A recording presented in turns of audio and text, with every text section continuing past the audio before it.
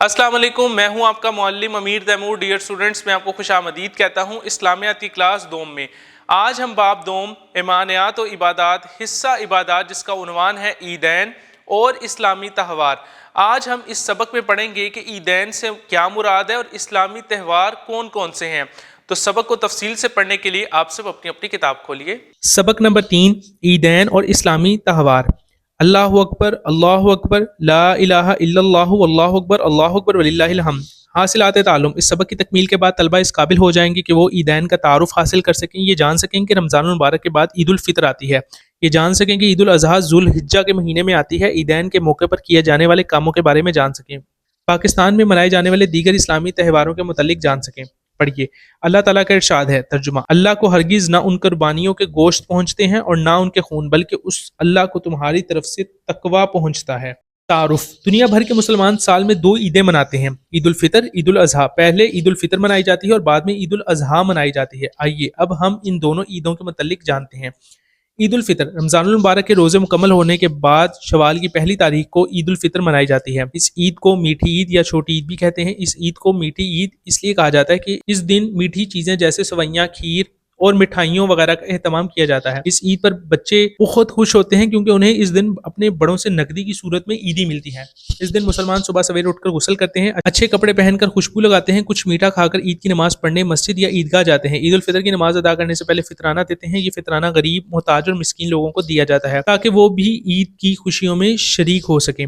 ईद उल अजहा। ईद उल अजहा मुसलमानों की दूसरी बड़ी ईद है जो कि हर साल 10 जुल हिज्जा को मनाई जाती है। ये ईद हजरत इब्राहीम अलैहिस्सलाम और हजरत इस्माईल अलैहिस्सलाम की अजीम कुर्बानी की याद में मनाई जाती है। इस ईद पर मुसलमान मुख्तलिफ जानवर जैसे गाय, दुम्बा, बकरा और ऊंट वगैरह अल्लाह ताला की राह में ज़िबा करते हैं। मजीद मालूमात। ईद की नमाज के लिए जाते हुए और वापसी पर बुलंद आवाज में तकबीरात पढ़ी जाती हैं। अल्लाहु अकबर ला इलाहा इल्लल्लाहु वल्लाहु अकबर वलिल्लाहिल हम्द। इस दिन गुस्ल करना, खुशबू लगाना और अच्छे कपड़े पहनना सुन्नत नबी सल्लल्लाहु अलैहि वसल्लम है। इस ईद के मौके पर भी मुसलमान ईदगाह में नमाज पढ़ते हैं और एक दूसरे से ईद मिलते हैं। इसके बाद अपने अपने जानवर ज़िबा करते हैं। कुर्बानी की गोश्त के 3 हिस्से किए जाते हैं। एक हिस्सा घर वालों के लिए रखा जाता है और दूसरा हिस्सा रिश्तेदारों में तकसीम किया जाता है और तीसरा हिस्सा गरीबों और मिस्कीनों में बांटा जाता है। दीगर त्यौहार।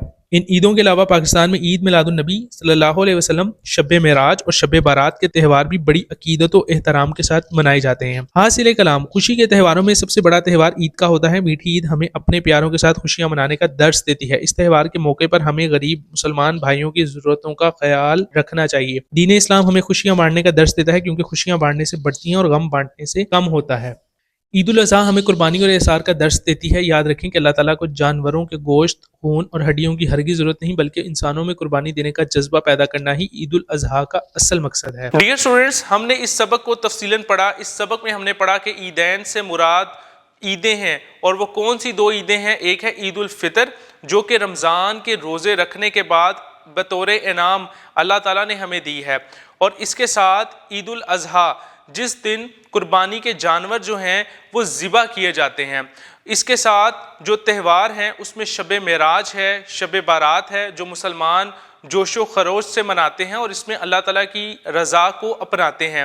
मैं उम्मीद करता हूं कि अब आप बआसानी इन त्यौहारों को, इन ईदैन के नाम जो हैं आप याद कर चुके होंगे। मिलते हैं एक नई वीडियो में एक नए सबक के साथ। तब तक अपना बहुत सा ख्याल रखें। अल्लाह हाफ़िज़।